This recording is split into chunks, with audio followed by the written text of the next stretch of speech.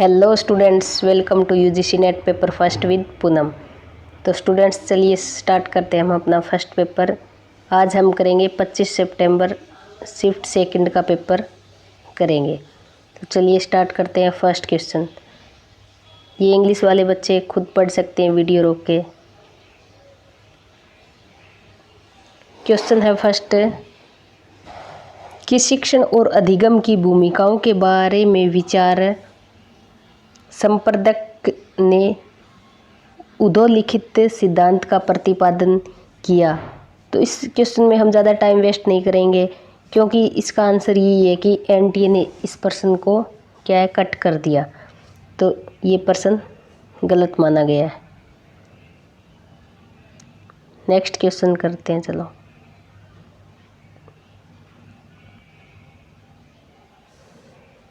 कि शिक्षण में परोक्ष रणनीतियों के अंतर्गत शिक्षण अधिगम उपागम से संबंधित उन विशिष्टताओं की पहचान कीजिए जो सूची में प्रदत्त है।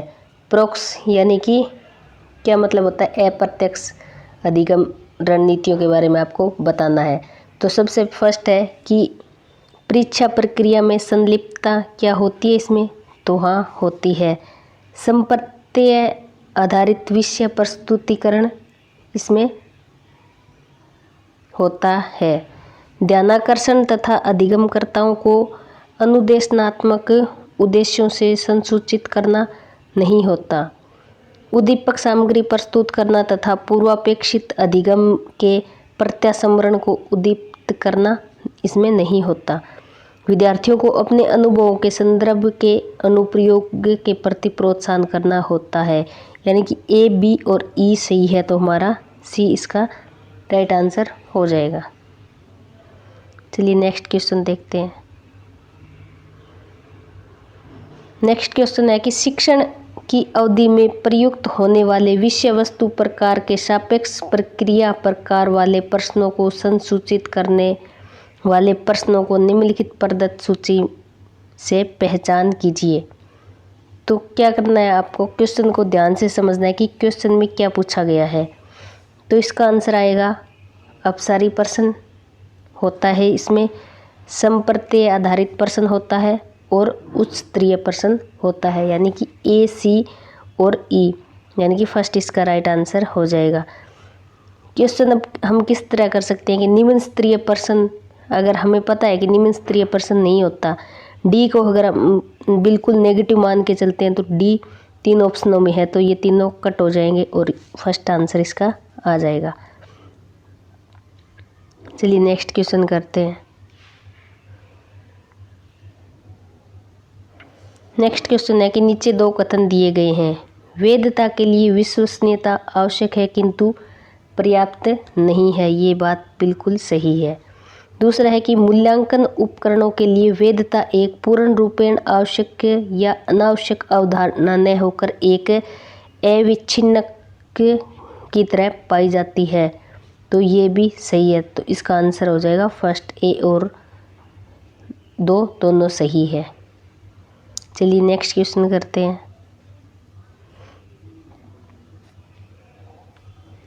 कि नीचे 2 कथन दिए गए हैं। एक को अभिकथन ए और दूसरे को तर्क आर कहा गया है। तो आपको ये बताना है कि इन दोनों में कौन सा सही है और कौन सा सही नहीं है।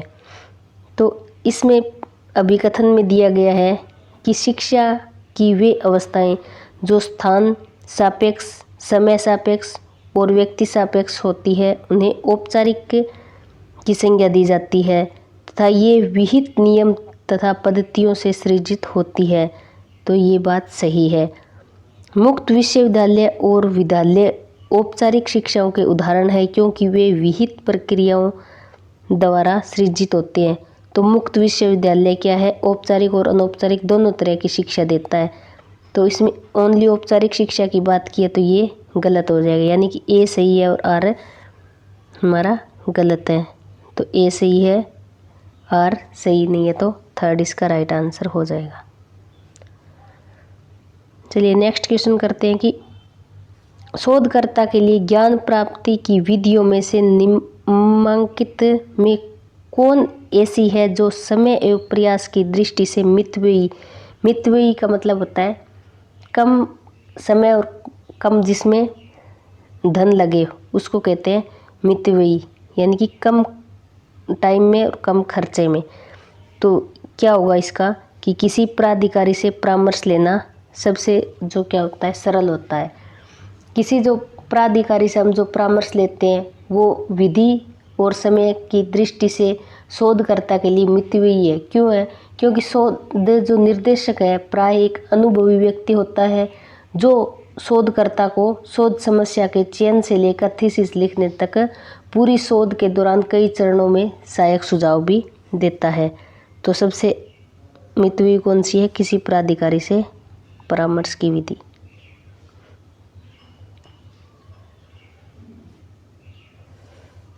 निम्नांकित प्रदत्त सूची से उन विशेषताओं को संसूचित करने वाले कथनों को चुनिए जो गुणात्मक शोध प्रतिमान से संबंधित हैं।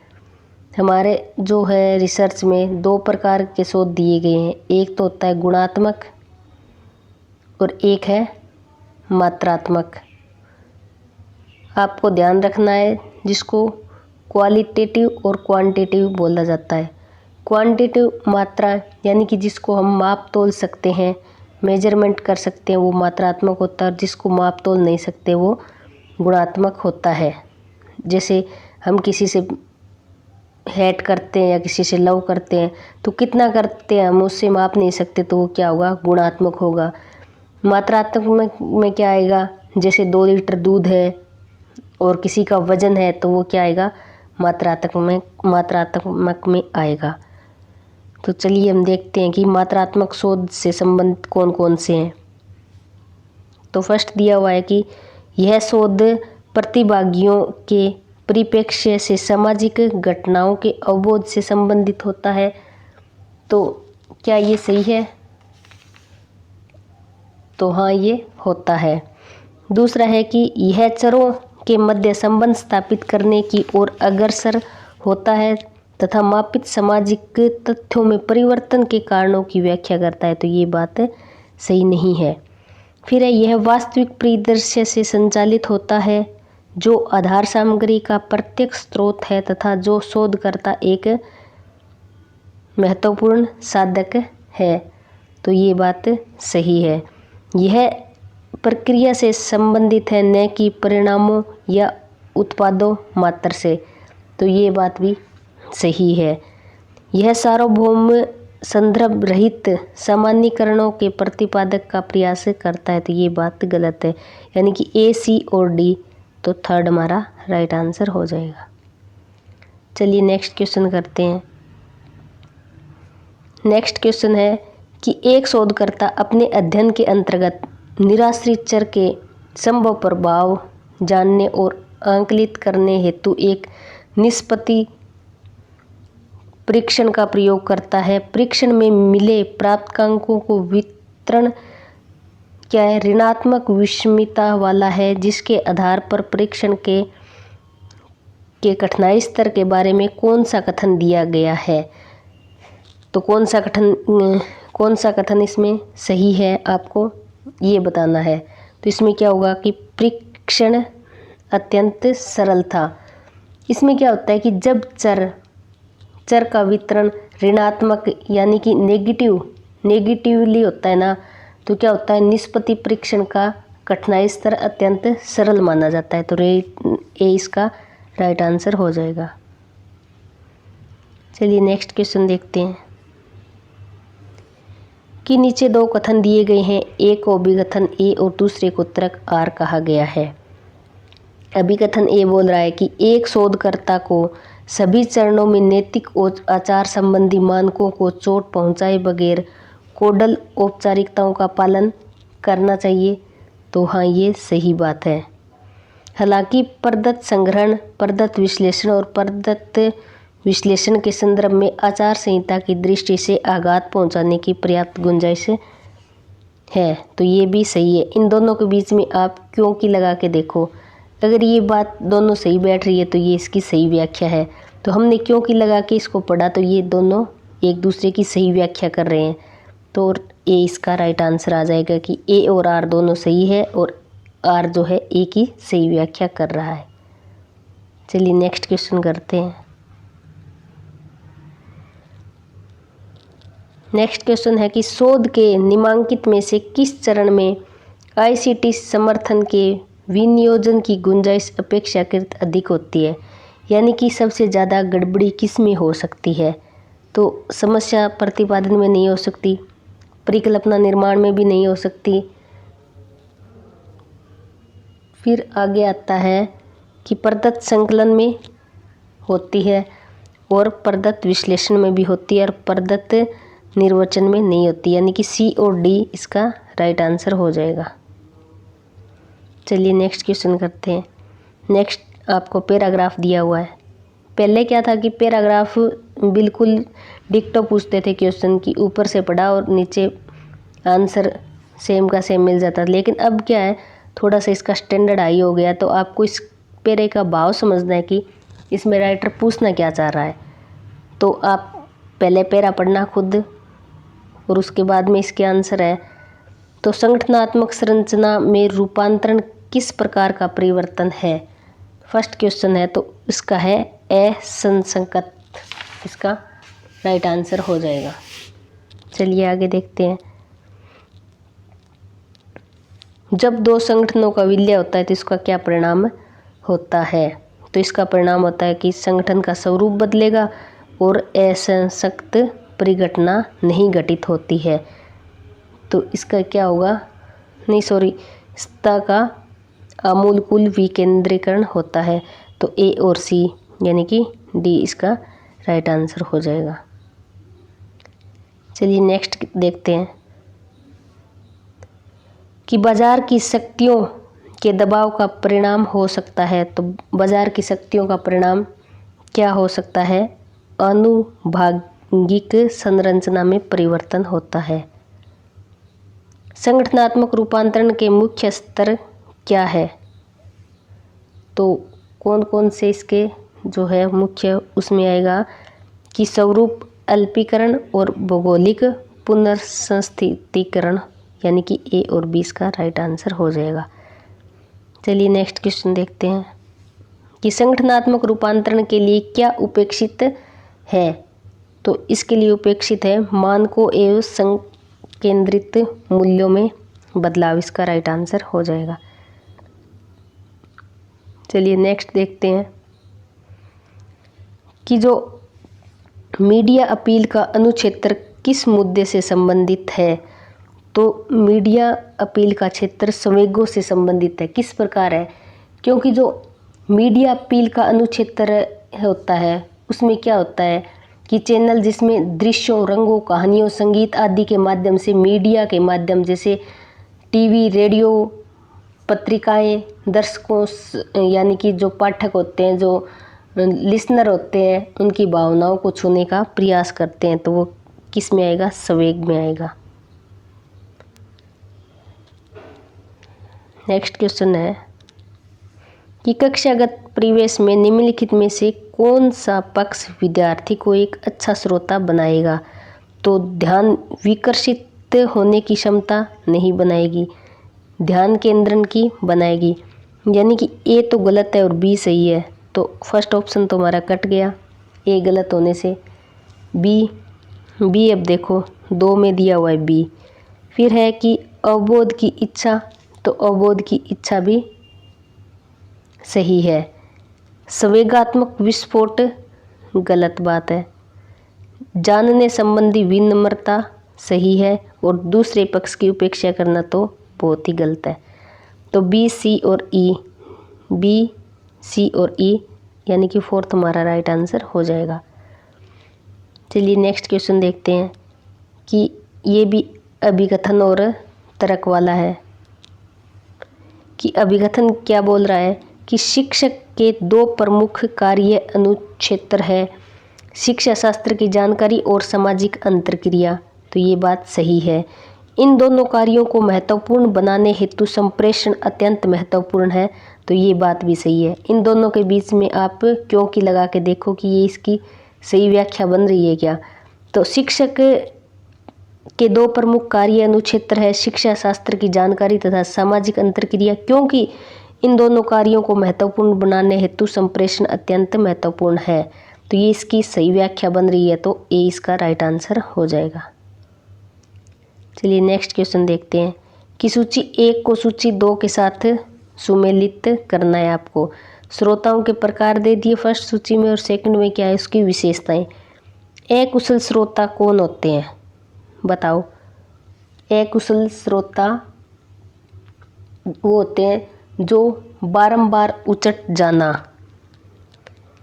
तो ए का फोर्थ, एक में ये एक से हमारा आंसर आ गया। फिर देखो चलो आगे मिलाते हैं कि आक्रामक श्रोता कौन से होते हैं कि दूसरों को जो डराते हैं, ये 2 के साथ मिलाया हुआ है। निष्क्रिय श्रोता कौन होते हैं, निष्क्रियता श्रोता वो होते हैं जो क्या करते हैं, वक्ता से आसानी से सहमत हो जाते हैं। और जो प्रातिभाषिक बौद्धिक होते हैं वो क्या होते हैं, विचारों का श्रवण करते हैं ताकि उसमें कोई भाव नहीं होता। तो इस हिसाब से हमारा डी राइट आंसर हो जाएगा। चलिए नेक्स्ट क्वेश्चन करते हैं। नेक्स्ट क्वेश्चन में भी एनटीए वालों ने गड़बड़ी कर दी कि भारत में शैक्षिक संप्रेषण उपक्रमों के संदर्भ में निम्नलिखित में सही कालानुक्रम बताइए। तो सबसे पहला है कृषि दर्शन। कृषि दर्शन आया था 1966 में। फिर हुआ था ज्ञान दर्शन 2000 में। फिर हुआ था ज्ञानवाणी 2001 में, और व्यास हुआ था 2004 में। अब ये सही सीक्वेंस है, लेकिन एनटीए वालों ने क्या किया कि पहले ए कृषि दर्शन ठीक है और लास्ट डी ज्ञानवाणी, यानी कि इसका क्या कर दिया इन्होंने, एनटीए वालों ने डी उत्तर इसका सही माना। इन्होंने ये बोला है कि ज्ञान जो कृषि, इन दोनों को क्या है उलट पुलट कर दिया। लास्ट में सी है व्यास, ये 2004 में हुआ, ये सही है। ए और सी के हिसाब से इन्होंने मिलाया, लेकिन ज्ञान दर्शन और ज्ञानवाणी में इन्होंने गड़बड़ कर दी। इसका ए सही आंसर होना था, लेकिन इन्होंने क्या है, चलो हम क्या कर सकते हैं। तो ये इसकी सही सीक्वेंस है, देख लेना।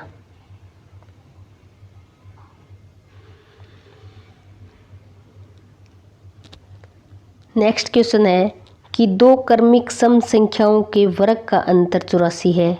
इन दोनों क्रमिक सम संख्याओं का योग क्या होगा। अगर इस तरह का सम आपसे पूछे, आपको मेथड से पता है तो ठीक है, अगर आपको नहीं आता तो आपको क्या है पहले ऑप्शन उठाने हैं। कि पूछा क्या किया है, दो क्रमिक सम संख्याओं के वर्गों का अंतर 84 है। तो आपको दो सम संख्याएं लेनी है 20 और 22, ठीक है। इन दोनों के वर्गों का अंतर 200 और इसका आएगा 420 का, और इसका आएगा 484। तो इन दोनों के वर्गों का अंतर 84 है, हमें इतना पता चल गया। तो अब पूछा गया कि इन दोनों क्रमिक सम संख्याओं का योग क्या होगा। तो इन दोनों का योग होगा 20 और 22 यानी कि 42। हम इस तरह भी इन क्वेश्चन को कर सकते हैं। चलिए नेक्स्ट क्वेश्चन देखते हैं। नेक्स्ट क्वेश्चन है कि निम्नलिखित अंक श्रृंखला में अगले अंक की पहचान कीजिए। तो इसमें क्या दिया है, 0, 8, 24 और 48। अब इनका डिफरेंस देखो, इन दोनों में 8 का है, इन दोनों में 16 का है, इन दोनों में 24 का है, यानी कि 8-8 का गैप चल रहा है। तो आगे क्या होगा 32 और 48 को ऐड करेंगे तो आएगा 80। तो इसका राइट आंसर हो जाएगा 80। चलिए नेक्स्ट क्वेश्चन देखते हैं। नेक्स्ट क्वेश्चन है कि मिस्टर एक्स की आयु 40 वर्ष है और मिस्टर वाई की आयु कितनी है 80। एक्स की तो है 40 और वाई की है 60 वर्ष। कितने वर्ष पहले इन दोनों की आयु का अनुपात 3.5 था। तो इसको भी आपको क्या करना है कि आपको ऑप्शन उठाने हैं। पहला ऑप्शन उठाया, फिर आपने उठाया दूसरा ऑप्शन। दूसरा ऑप्शन में है 10 वर्ष पहले, यानी कि 10 वर्ष पहले इसकी थी 30 साल उम्र और इसकी थी 50 साल। तो 1 0 से 1 0 कट, तो 3.5। यही पूछ रहा है कि पहले इनकी कितने वर्ष पहले इनकी आयु का अनुपात 3.5 था। तो 10 वर्ष पहले। चलिए नेक्स्ट क्वेश्चन करते हैं। नेक्स्ट क्वेश्चन है कि किसी नदी में एक निश्चित स्थान से दो नौकाएं क्रमशः नदी की धारा के विपरीत और नदी की धारा की ओर प्रस्थान करती है। जल धारा की गति क्या है? 3 किलोमीटर घंटा है। यदि इन दोनों नौकाओं में से प्रत्येक नौका की गति स्थिर जल में 15 किलोमीटर घंटा है तो 12 मिनट के पश्चात दोनों नौकाओं के बीच की दूरी क्या होगी, ये आपको बताना है। तो दोनों के बीच की दूरी होगी इन दोनों की 6 किलोमीटर। चलिए नेक्स्ट क्वेश्चन करते हैं कि निम्नलिखित वर्ण क्रमों पर गौर कीजिए और अगले पद की पहचान कीजिए। तो इसमें क्या दिया हुआ है? ए, सी और ई। ए के बाद में बी, सी, डी और ई। एक एक अक्षर छोड़ के आ रहा है ये। ई के बाद में एफ, एम के बाद में क्या आएगा? एम, एन, ओ के बाद में क्या आएगा? पी। तो हमें पता है कि पहला अक्षर पी आएगा, तो एक से ही हमारा आंसर बन गया। फिर इसको एक छोड़ के पी, क्यू, आर, एस को छोड़ के टी, तो सी हमारा राइट आंसर। क्योंकि जो पहले जो ये 3 है ना, इनमें जो सीक्वेंस बन रही है ना, वही सीक्वेंस हमें आगे बनानी होती है इस तरह के क्वेश्चन में। तो नेक्स्ट क्वेश्चन है कि सूची 1 को सूची 2 के साथ मिलाना है। पहले में सिद्धांत दे दिया और दूसरे में दार्शनिक दे दिया। एपिस्टीम और डोक्सा की बात कौन करता है? तो ये बात करते हैं प्लेटो। ए का 4 मिलाने से हमारा आंसर आ गया। संभव और वास्तविक जीव की बात करता है अरस्तु। व्यवहारिक और पारमार्थिक की बात करते हैं शंकर। और तार्किक और वास्तविक की बात करते हैं हिगेल। तो डी हमारा राइट आंसर हो गया। 4th, प्रत्यक्षीकरण के दायरे से परे क्या है कि प्रत्यक्षीकरण के दायरे से परे निम्नलिखित में से कौन सा अभिज्ञान आता है? तो निर्विकल्प प्रत्यक्षीकरण से दायरे। निर्विकल्प प्रत्यक्षीकरण में क्या होता है? हमारी कामेंद्रियां द्वारा हमें समझ नहीं होती, यह सीधे मन और आत्मा की अवधारणा से संबंधित होता है।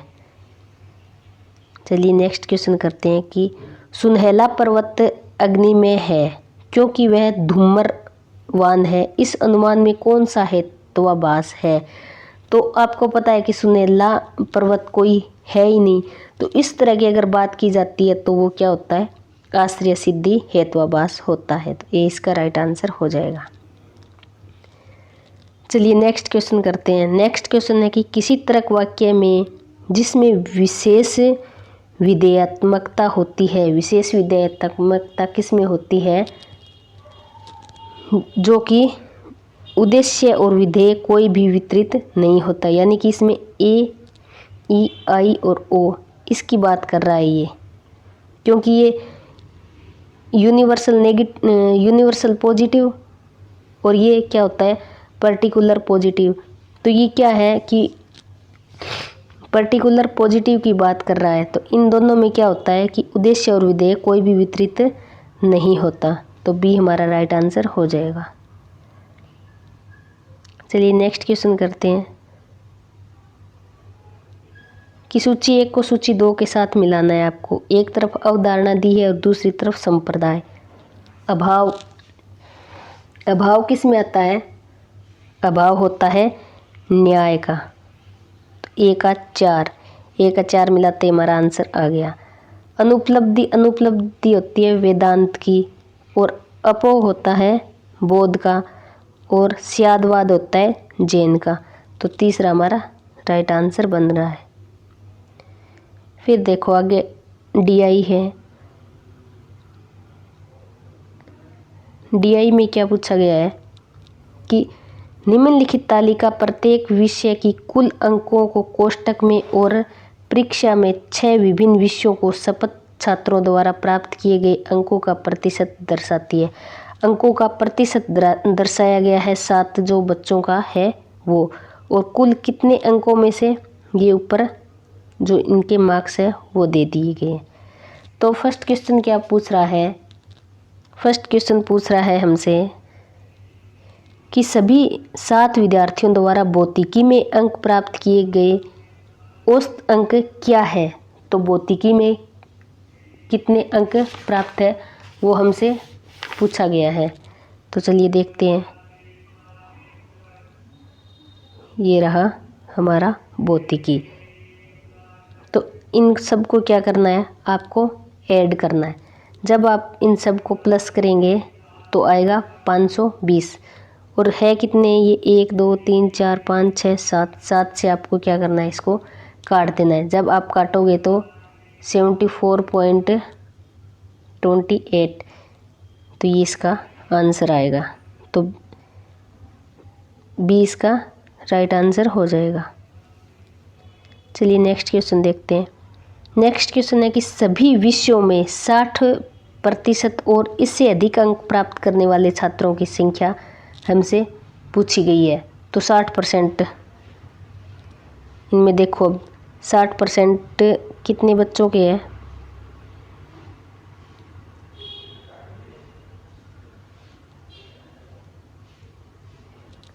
60% है मयंक और विमल, ये 2 ही बच्चे हैं जिन्होंने सब में 60% लिया है।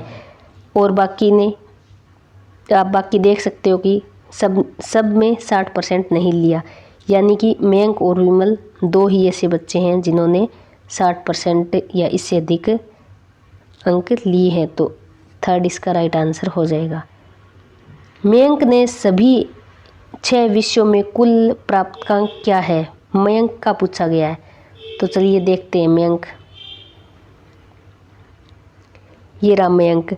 मयंक ने पहले क्या है, कंप्यूटर विज्ञान का निकालोगे। जब आप कंप्यूटर विज्ञान में कितने हैं, 150 में से इसने कितने लिए हैं, 90 बटे में 100। जब आप इसको इस तरह काटोगे तो 135 आ जाएगा।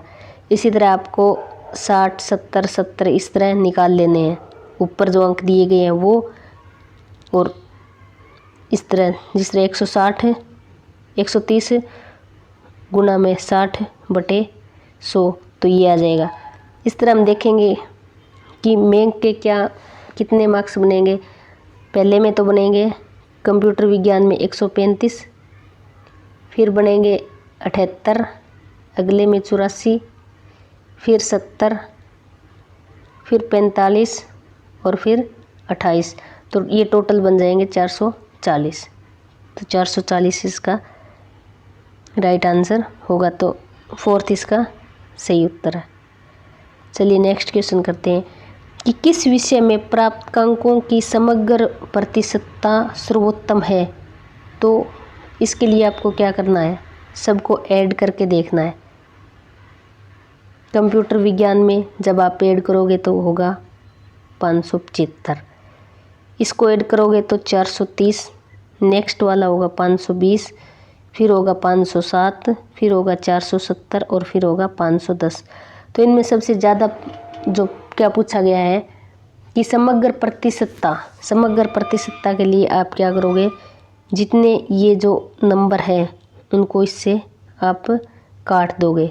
तो जब आप इन सब को काटोगे तो सबसे ज़्यादा कंप्यूटर विज्ञान का आएगा 82.14। तो हम इसी से अंदाज़ा लगा सकते हैं, ये जब हमने ऐड किए तो सबसे ज़्यादा 575 कंप्यूटर विज्ञान के ही थे। तो कंप्यूटर विज्ञान की प्रतिशतता सबसे ज़्यादा है।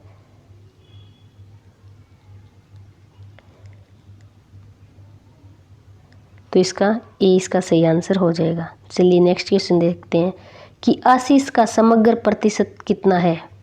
अब आशीष का देखो, आशीष कहाँ है, आशीष ये रहा नीचे वाला। तो अब जिस तरह हमने ऊपर वाला जो मयंक था उसका निकाला था, इसी तरह इसका निकालना है कि 150 65/100 काट देना है। इसी तरह 130 गुणा 35/100। इसी तरह आगे 50 77 80 और ये 80, इन सब का आपको निकालना है। इन सब का आप निकालोगे तो निकाल के जब ऐड करोगे तो आएगा 352 और फिर कितने नंबर में से आया है तो इन सब ये जो नंबर है इनको आपको ऐड करना है। जब आप इनको ऐड करोगे तो ये होंगे 590 और गुणा में 100 करके आपको इन सबको काट देना है। जब आप काटोगे तो 59.66% इसका आंसर आ जाएगा। 59.66, तो सी इसका राइट आंसर हो जाएगा। चलिए नेक्स्ट क्वेश्चन करते हैं। नेक्स्ट क्वेश्चन है कि ISP संक्षिप्त पद का पूरा नाम क्या है, यानी कि आपको इसकी फुल फॉर्म बतानी है। तो ये होता है इंटरनेट सर्विस प्रोवाइडर, ISP का फुल फॉर्म। चलिए नेक्स्ट क्वेश्चन करते हैं कि वेब पेज एड्रेस के लिए नाम क्या है। तो वेब पेज एड्रेस के लिए नाम होता है URL, यानी कि यूनिफॉर्म रिसोर्स लोकेटर होता है। चलिए नेक्स्ट क्वेश्चन देखते हैं कि नीचे 2 कथन दिए गए हैं, एक को अभिकथन A और दूसरे को तर्क कहा गया है। तो अभिकथन क्या कह रहा है कि इंटरनेट पर डाटा प्रयोक्ता की निजता और सुरक्षा दांव पर रहती है। तो ये बात सही है। प्रयोक्ता द्वारा डाटा की सुरक्षा और निजता हेतु कोई प्रयास नहीं किए जा रहे हैं, ये भी बात सही है। कोई प्रयास नहीं किए जा रहे, इसीलिए तो जो है इंटरनेट पर डाटा प्रयोक्ता की निजता और सुरक्षा दांव पर रहती है। इसके बीच में क्योंकि लगाओगे तो ये इसकी सही व्याख्या भी है, तो ए इसका राइट आंसर हो जाएगा। चलिए नेक्स्ट क्वेश्चन करते हैं कि निम्नलिखित में से कौन सा सिस्टम सॉफ्टवेयर नहीं है।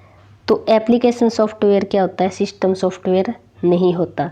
सिस्टम सॉफ्टवेयर क्या होता, ऐसे प्रोग्रामों को कहते हैं जिसमें क्या होता है कंप्यूटर को चलाना और उसको क्या होता है कि काम में उसका अनुरक्षण करना होता है। इसमें कंपाइलर आएगा, ऑपरेटिंग सिस्टम आएगा और एडिटर आएगा। एप्लीकेशन सॉफ्टवेयर नहीं आएगा।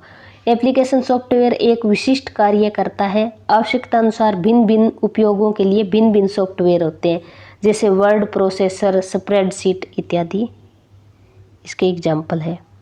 चलिए नेक्स्ट क्वेश्चन करते हैं कि निम्नलिखित में से कौन सा कृत्रिम बुद्धि यानी कि आर्टिफिशियल इंटेलिजेंस के डोमेन से बाहर है।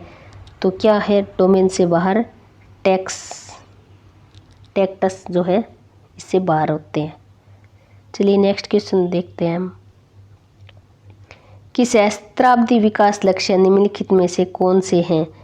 तो आपको पता होना चाहिए कि 8 जो सहस्त्राब्दी विकास लक्ष्य थे जो 2000 से 2015 तक पूरे करने थे, लेकिन इसके बाद में क्या है जो सस्टेनेबल डेवलपमेंट गोल भी आ गए हैं जो 2015 से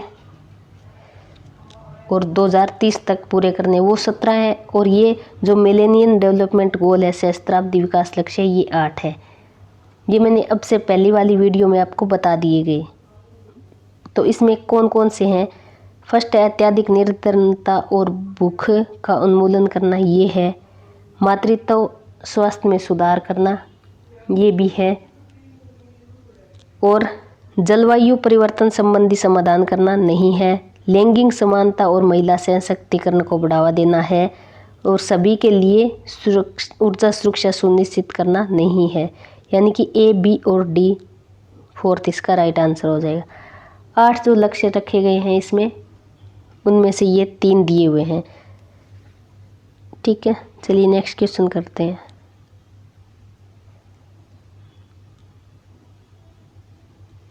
कि निम्नलिखित ऊर्जा स्रोतों के दहन उष्मा के संदर्भ में उनके सही आरोही क्रम, आरोही होता है चढ़ते क्रम में आपको बताना है।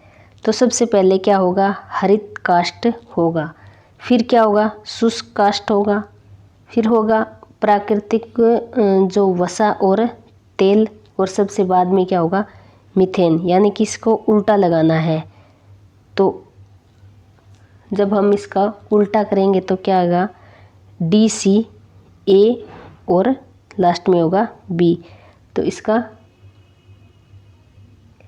DCBA, तो इसका DCBA, तो सेकंड इसका राइट आंसर हो जाएगा। चलिए नेक्स्ट क्वेश्चन करते हैं। नेक्स्ट क्वेश्चन है कि नीचे दो कथन दिए गए हैं, एक को अभिकथन A और दूसरे को तर्क कहा गया है। इसमें क्या है कि जैविक ऑक्सीजन मांग यानी कि BOD में काफ़ी उच्च मूल्य वाली प्रदूषित नदियों से दुर्गंध आती है, तो ये बात सही है। एनरोबिक बैक्टीरिया सल्फर डाइऑक्साइड और नाइट्रोजन के ऑक्साइड पैदा करते हैं, तो ये बात गलत है। दुर्गंध क्यों आती है? क्योंकि एनरोबिक बैक्टीरिया कार्बनिक पदार्थों का उपापचय करके मीथेन, हाइड्रोजन, सल्फर डाई और अमोनिया का उत्पादन करते हैं, ना कि नाइट्रोजन पैदा करते हैं, तो ये बात गलत है। तो ए सही है और आर गलत है, तो थर्ड हमारा आंसर हो जाएगा। चलिए नेक्स्ट क्वेश्चन देखते हैं कि अधिक खतरनाक अपशिष्टों में शामिल होते हैं। तो अधिक खतरनाक में क्या क्या शामिल होते हैं? तो पैथोजेंस होते हैं और रक्षात्मक पदार्थ होते हैं और रेडियो एक्टिव अपशिष्ट होते हैं। अप्रतिक्रियात्मक पदार्थ नहीं होते। तो हम सी को निकाल देते हैं और ए बी और डी फर्स्ट में, तो फर्स्ट ही हमारा राइट आंसर हो गया।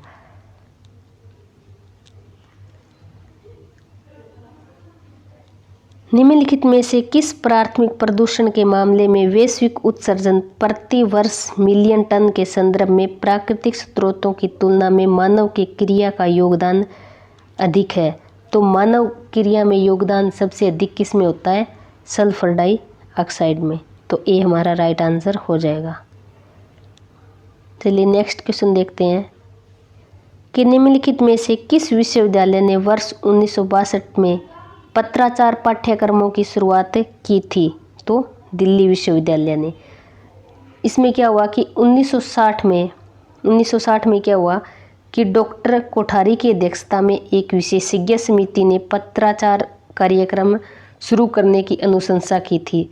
तो उसके परिणाम स्वरूप क्या हुआ कि 1962 में दिल्ली विश्वविद्यालय में school of correspondence and continue education यानी कि school of correspondence and continuing education आरंभ हुआ था।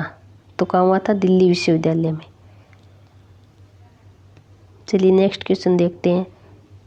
नेक्स्ट क्वेश्चन है कि यूरोप के सामंती समाज में उच्च स्तर पर उदारवादी शिक्षा के निम्नलिखित में से किन ज्ञान क्षेत्रों को ट्रिवियम के अंतर्गत वर्गीकृत किया गया है? तो व्याकरण, तर्क और अलंकार शास्त्र को। सी, डी और ई, तो थर्ड हमारा राइट आंसर हो जाएगा। चलिए नेक्स्ट क्वेश्चन करते हैं कि निम्नलिखित में से किस श्रेणी के महाविद्यालयों को प्राथमिक उद्देश्य व्यापक पैमाने पर कार्य हेतु तैयार जनशक्ति का निर्माण करना होता है? तो सामुदायिक महाविद्यालय होते हैं, इनको करना होता है। सामुदायिक जो कॉलेज होते हैं वो क्या होते हैं कि एक सामुदायिक कॉलेज भारत में उच्च शिक्षा प्रणाली के तहत ऐसी संस्था है जिसका उद्देश्य क्या होता है? स्थानीय समुदाय के छात्रों को नौकरी उन्मुख शिक्षा देना होता है। समुदाय महाविद्यालयों को प्राथमिक उद्देश्य व्यापक पैमाने पर कार्य हेतु तैयार जनशक्ति का निर्माण करना भी होता है। तो इसका राइट आंसर सेकंड हो जाएगा। चलिए नेक्स्ट क्वेश्चन देखते हैं कि निम्न में से किस प्रौद्योगिकी के माध्यम से समकालिक संप्रेषण घटित होता है? समकालिक का मतलब होता है एट अ टाइम। तो वीडियो चैट में होता है, आभासी कक्षा में भी होता है और ऑडियो कॉन्फ्रेंसिंग में भी होता है। विकिस में नहीं होता और इलेक्ट्रॉनिक मेल में भी नहीं होता। तो ए, बी, सी इसका राइट आंसर हो जाएगा। चलिए नेक्स्ट क्वेश्चन देखते हैं। नेक्स्ट क्वेश्चन है कि सूची 1 को सूची 2 से मिलाना है।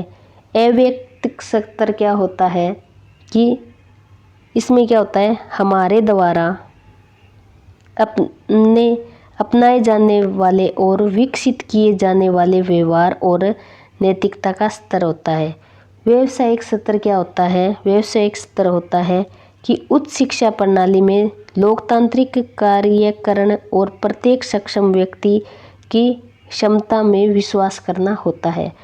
फिर आता है संस्थागत स्तर क्या होता है? उच्च शिक्षा संस्थाओं की अवधारणा में व्यक्तिगत और व्यावसायिक मूल्यों को व्यवहार में लाना होता है। सामाजिक स्तर होता है उच्च शिक्षा के परिचालन को प्रभावित और सुकर बनाने वाले मूल्य, यानी कि 1 का 2, तो सेकंड हमारा राइट आंसर हो जाएगा। तो ये था आज का हमारा पेपर। आई होप आपको ये वीडियो पसंद आई होगी और आपके लिए ये यूज़फुल भी रही होगी। Thank you, thanks for watching. और हाँ, अगर आपको ये वीडियो पसंद आ रही है तो प्लीज़ इस चैनल को लाइक, शेयर एंड सब्सक्राइब ज़रूर करें और अपना फीडबैक ज़रूर दें, चाहे पॉजिटिव में दे चाहे नेगेटिव में दे। लेकिन आपको अगर लगता है कि इन वीडियो में कुछ कमी है तो प्लीज़ आप कमेंट में ज़रूर बताना कि इसको कैसे दूर किया जा सकता है। Thank you, thanks for watching, have a nice day.